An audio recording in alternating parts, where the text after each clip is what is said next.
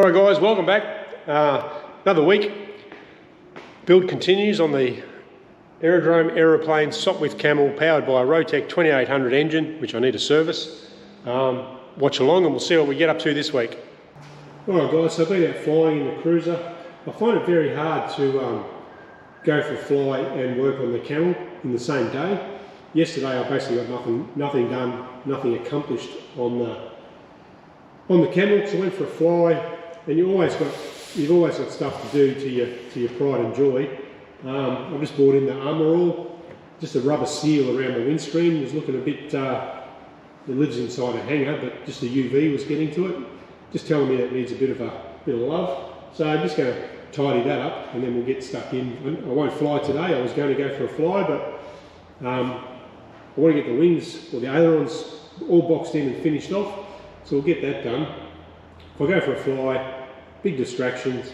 I guess the point is, I find it very hard to do both. So I'll just give this give her a bit of love with the good old armour oil. Alright, clecos are in, boxed in that side, well the L angles. Now we'll sheet the face. I'm just going to, while I've got all the tools out and I'm on a bit of a roll with what I did, I'll do both sides at once, I think. So we'll go over here and frame up this side. So unfortunately guys, it's 4 times the same aileron basically, but I can only film what I'm doing. So on the ends here, because I didn't know where I was going, I've just removed the corner rivet. Just got to make sure you get the tail out of the tube, otherwise it'll rattle and live in there. And I did the one on the bottom as well. Then I used my, got my hole finder. A little prong goes in that hole.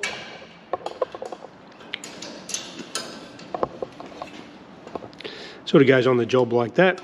Then you will, it does what it says. It's a hole finder. Drill through there, gives you the hole, and hopefully if I line this, if I drilled it right, there you go, cleat goes in nicely. This hole's just like a bandsawed in there, and that's a stop drill hole if you like. Now I just tap this edge around and grind off this edge bit. Also I've got to taper it so the other part can mate up to it. Going well. Now I'm finding the bottom wing, it's a little bit awkward purely because, you know, I'm thinking my angles are all out, but I've got 5 degrees of dihedral. Where I built the top wing, it's got 0 dihedral, so it's flat, and it was all jigged up and level. So a horizontal line is horizontal. Doing things like this, I've just drawn that line, and it just plays with your mind a bit because it's sort of, you know, I've got the workbench in the background, but my line from there, I just use this row of rivets, which I know is all on centre. But because I've got 5 degrees of dihedral, everything's sort of crooked. A lot of measuring going on here and head scratching. I've cut this piece out, hopefully.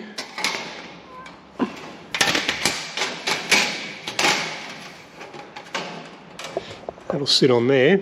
Sorry about the camera work. Collects those two nicely. And should go on there. What I might do, could embarrass myself, I'll go over this side. Now this is, yeah, it's a kit, but it's all, like there's nothing pre-drilled. See how far out we are. If I turn that, it needs to go back to front that way. First one's a given. Oh, I'll tell you what, we just got a little, it bellows out a bit. So the distance there, we're out by about 1/8 of an inch, I reckon. But you could almost use that on this side as well. That's not bad considering I just used a steel ruler to measure all this. You know, steel ruler and a tape measure type stuff. But for that to fit there, even my hinges were just sort of, how you going? I'm pretty impressed with that. Not that it makes any difference, but ambidextrous. Cool.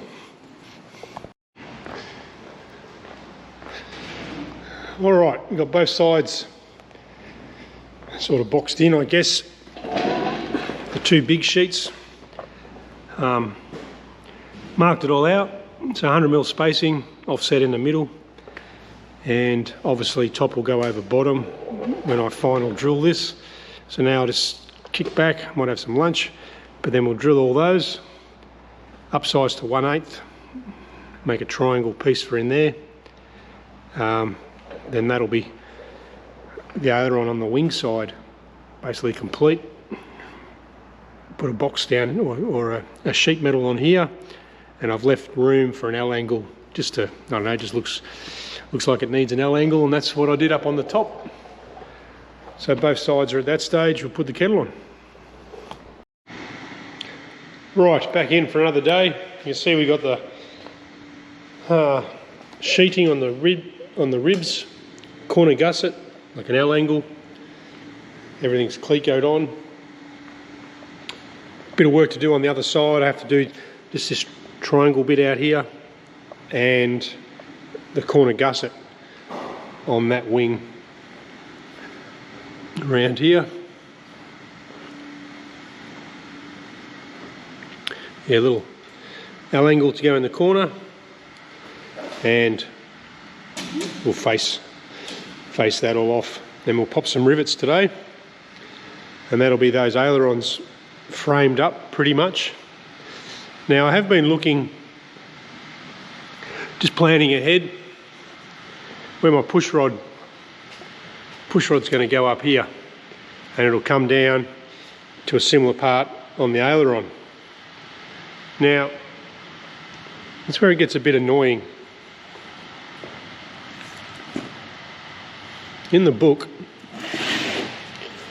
I've got the aileron horn here.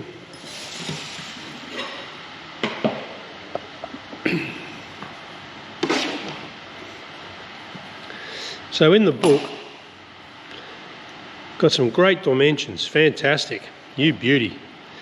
But it's telling me the interconnect, push rod attach, it's called here to be exact, 7.5, it's upside down, but 7.5 inches.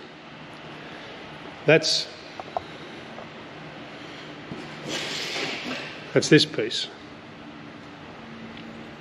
So if you use the top wing, so 7.5 inches from the hinge line, puts it about there somewhere. And with a supplied piece,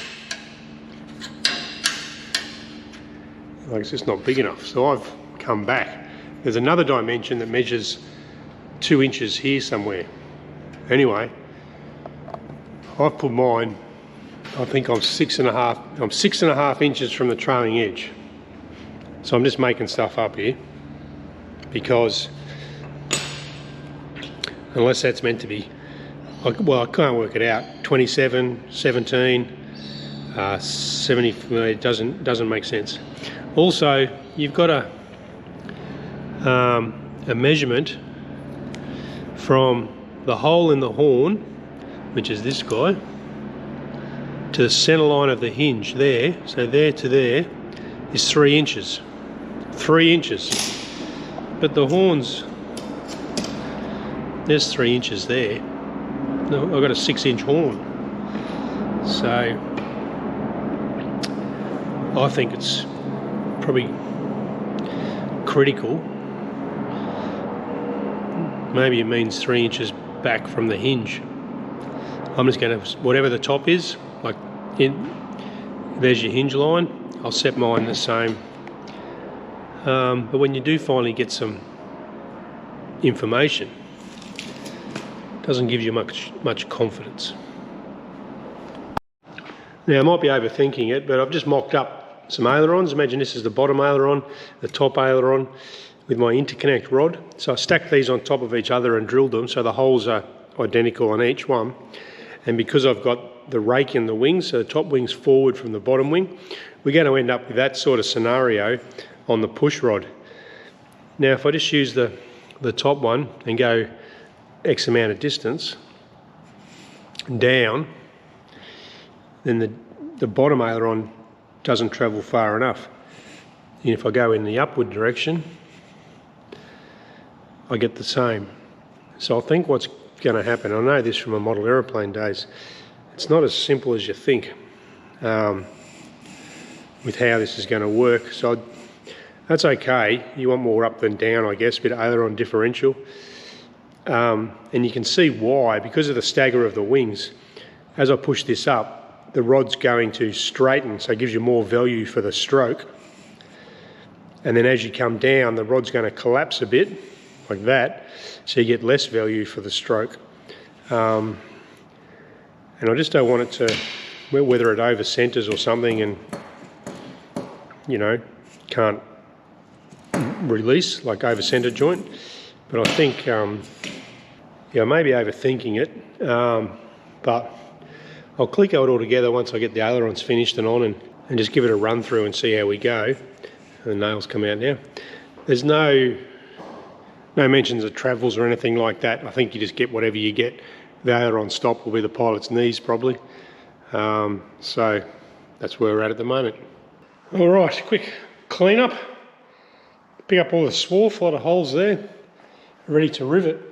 I'll sit down now and box in both wing trailing edges, both sides, and the ailerons can go back on. Then I'll look at some control horns. Yeah, then we'll run the pulleys, my little pulley system. I've only got that sort of mocked up at the moment. And that side kick panel may become a template. Depends how accurate I get this hole for the cable. We'll see how the aileron run is going to work. Going well. All right, one side all boxed in nicely. Aileron is on. Just need to trim these corners. I think I'll go with the bog like I did up here, just car body filler. Then I can hit that with a sanding block as required. Really good. Happy with that. We'll move on to the other side and get it to the same stage.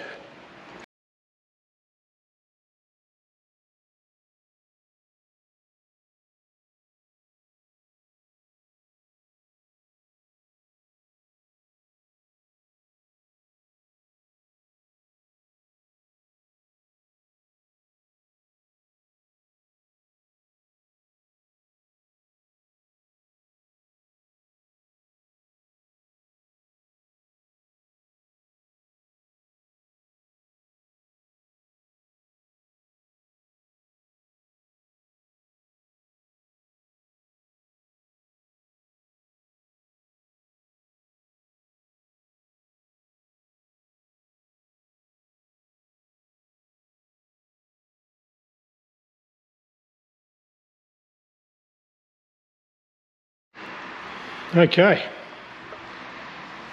so just go over that now. 2, 2, 2, 2, 3 there, 2. It's easy to miss one. I like to just touch them all. Make sure we haven't missed any holes.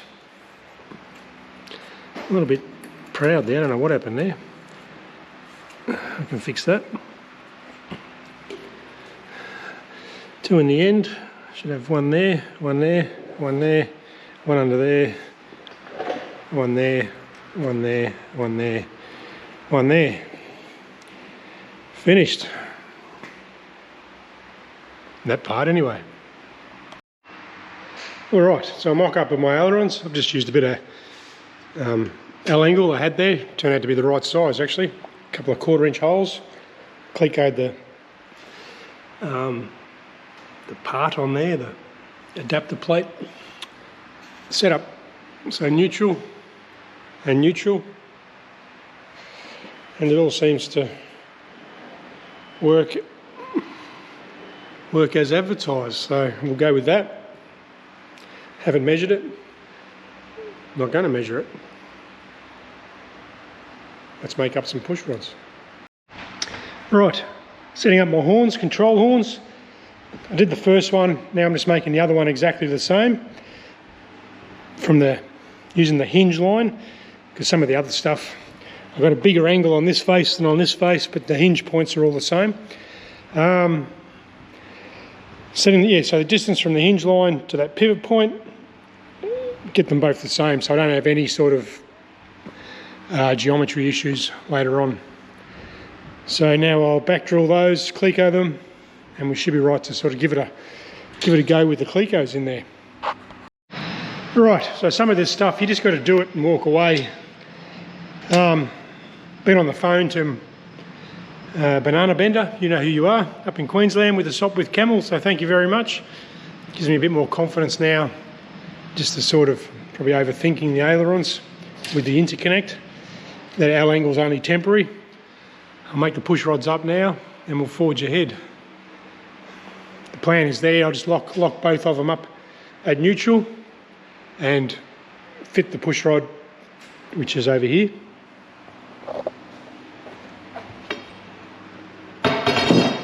So I got the push rod, I always mark, and I've got 1.25 inches inside there to work with. I'll put some JB weld in there just for peace of mind, but now we'll put a bolt through. That's one end, that's the easy end, and then we have to cut this off to the correct length and fit the other end. Work on that. Alright, spare the JB weld, or what do you call it? Permatex this is. It's a two-part epoxy. Because it's so hot in the hangar at the moment, it is, let's do a temperature check. 35 degrees Celsius, 36 almost, 35.9. If I was in a union, I think you knock off. Cold weld.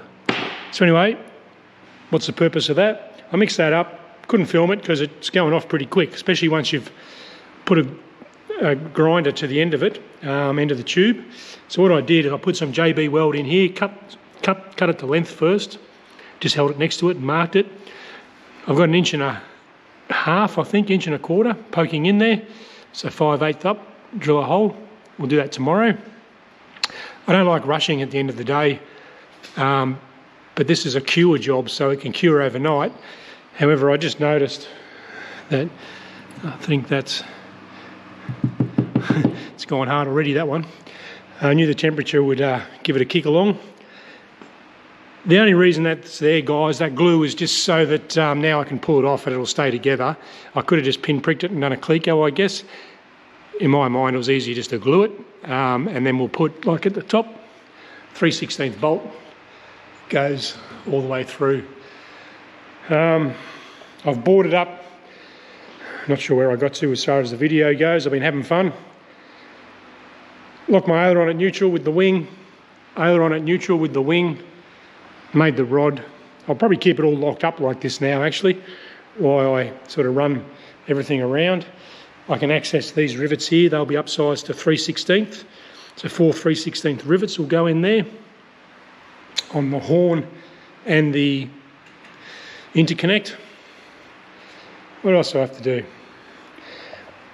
Thinking ahead, I'll need to do little landings around where the covering's going to be up against the flat. So I'll put a little landing around there. This will get trimmed off when it comes off for final fit. The other side is at the same state. Nice board. We're neutral. Do whatever you have to do to hold neutral. Neutral. Cut the rod to length. Glued it on. Sort of has to be right. They are eye-ends. I've allowed myself 5 turns in each direction on each eye end, I guess. There's no witness hole, but I don't plan on having to adjust those too far. What I'll do, I'll write that in my book, because in future, well, I guess you can undo it and just wind it out and check how many threads you got going in there. But I know I've got 1.5 inches of threads. Well, I don't know it's 1.5 inches actually, that's the plug. I've got a fair few, 10 threads, engagement, something like that. Also looking from behind. Once again, the 5 degrees of dihedral kicks in. That should probably ideally have a little kink in it. But the easy way, I guess, I'll just put a spacer, get a longer bolt, put a spacer between the rod end and the this piece here. So Because if I bend it now, it'll put it out of trim, guaranteed. It may even end up on this side, on the inside. I can play with that later. That's how it is at the moment. I'm really happy I got that vertical by comparison, because it wouldn't matter, but you've got the wing struts to reference off. You can see that's good enough for me. So there you go. We'll come back tomorrow. Right, usually when I film like this I find an issue, but we have got the ailerons all on, bound up, clecoed at this stage, clecoed with the push rod installed and the wood on the top. I just want to give everything a wiggle. Alright guys, GoPro's about to go flat. I'll wrap it up there, I think. Ailerons rigged. Well, with the push rod, I've got to run the cables yet, and looking really good. Really happy with the way it's turned out. Next video, we'll run the cables forward, build our pulley system, and run them into the joystick. So hopefully by the end of the next video, we'll have aileron control. Thanks for watching.